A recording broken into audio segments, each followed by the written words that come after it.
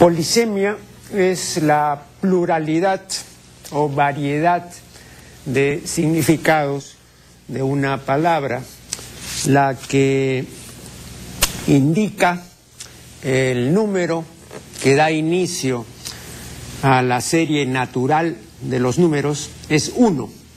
Pues bien, este término 1 es polisémico. Así lo sentía y lo relataba en una anécdota muy interesante Alfonso Tealdo, ¿no? Conocido periodista y entrevistador televisivo de la década de 1970. Por entonces me entrevistó un par de veces. La primera fue, si no me equivoco, a fines de 1972 y luego me entrevistó una vez más. Bien, él decía que su profesor de matemática le había enseñado que 1 es siempre 1, pero que su profesor de boxeo le había dicho que 1, un buen golpe, puede ser 10, o sea, puede ser equivalente a un knockout definitivo.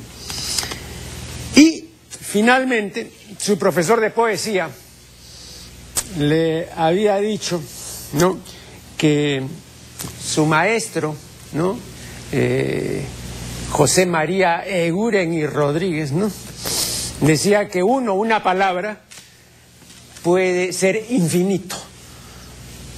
Un infinito, o sea, es un valor mayor que cualquier cantidad asignable, ¿no? Un infinito de belleza, de fantasía, de amor o de misterio. Efectivamente, pues, este pasaje consta en el libro de Maynor Freire, Altas voces del pensamiento y el arte peruanos. Altas voces del pensamiento y el arte peruanos. Recomiendo este libro. En su debida oportunidad entrevisté a Freire y el año pasado lo entrevisté, pero en relación con su otro libro, cuya primera edición es esta, Altas voces de la literatura peruana y latinoamericana, segunda mitad del siglo XX. Esta es la primera edición y mostraré inmediatamente la segunda, que es esta, y que tiene adiciones importantes, ¿no? Muchos más textos que la edición Príncipe. Bien, quedan también pendientes una serie de correos electrónicos y voy a absolver algunas inquisiciones.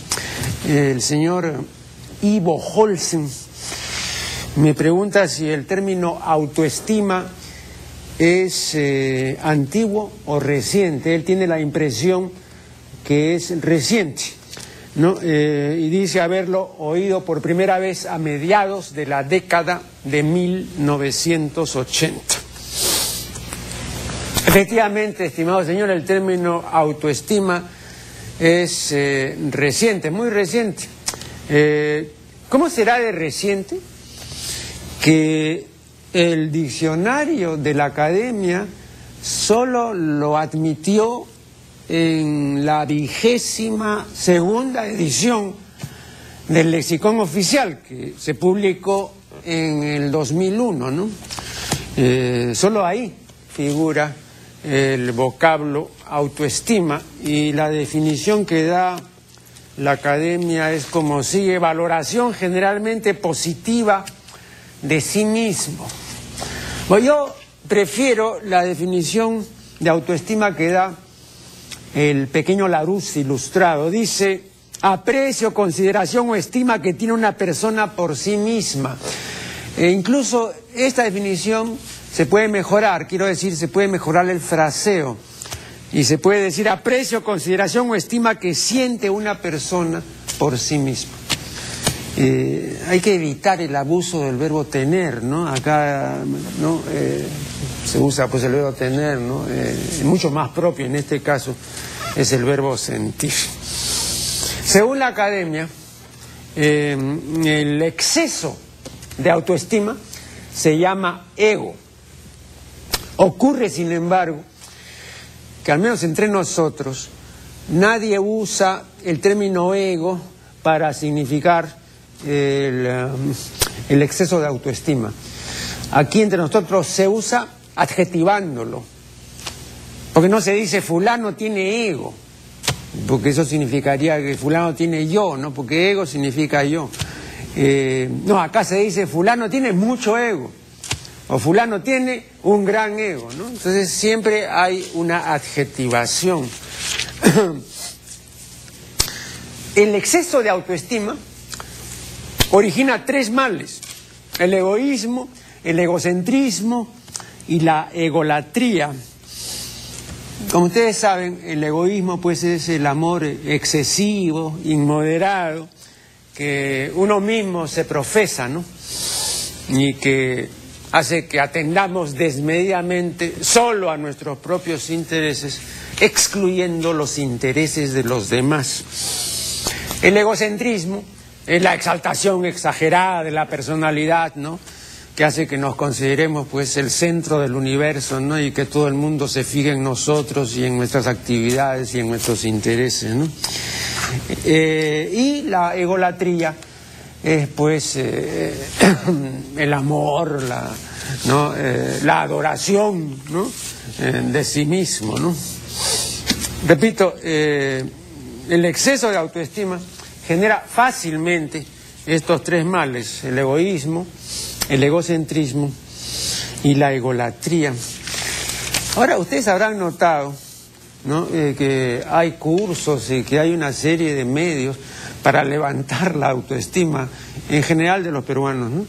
Pero en las 2 últimas décadas, como no antes, porque realmente no se hablaba en esos términos, ¿no? El que menos tiene pues menoscabada o caída su propia estima, ¿no? Entonces se somete a terapias, concurre pues a ver a algún psicoterapeuta, o si tiene por ahí a un amigo que tenga aficiones psicológicas, pues le consulta, ¿no?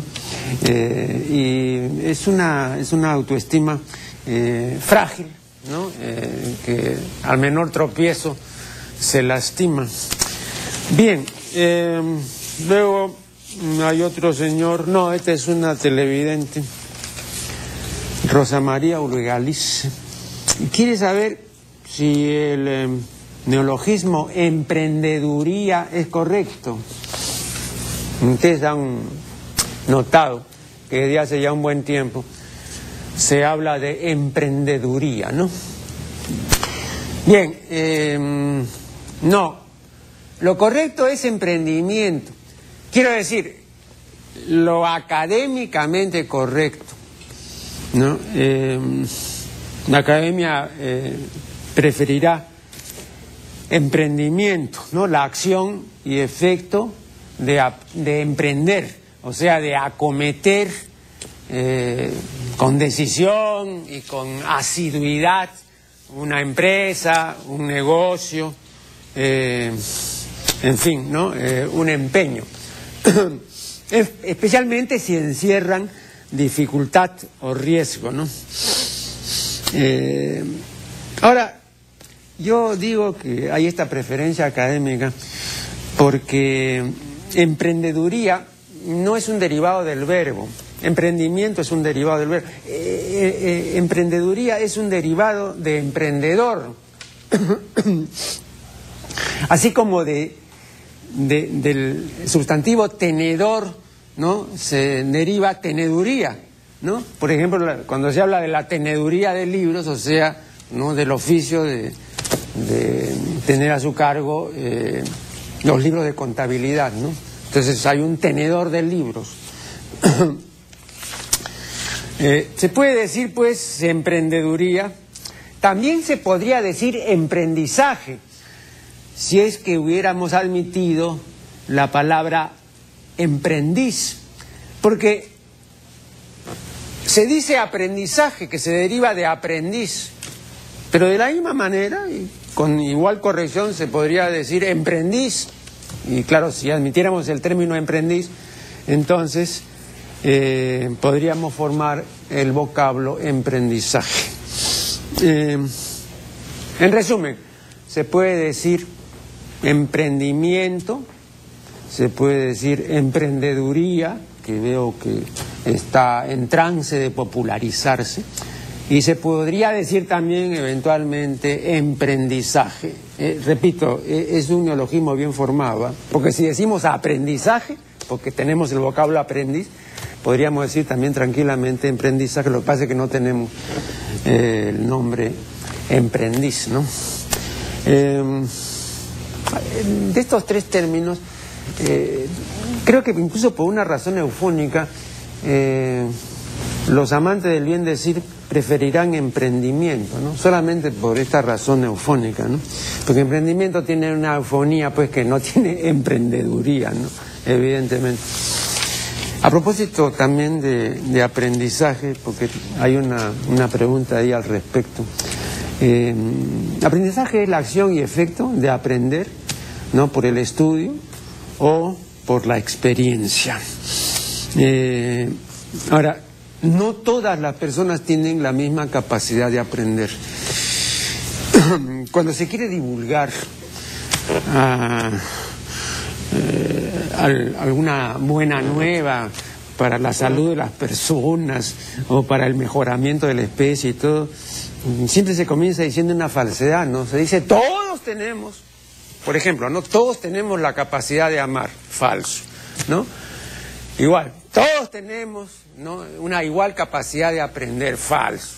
Tenemos en principio la capacidad de amar y la capacidad de aprender, pero es una capacidad desigualmente distribuida, de modo que no es la misma capacidad en todo, pues. Pero bueno, vamos a hablar de eso luego del siguiente corte.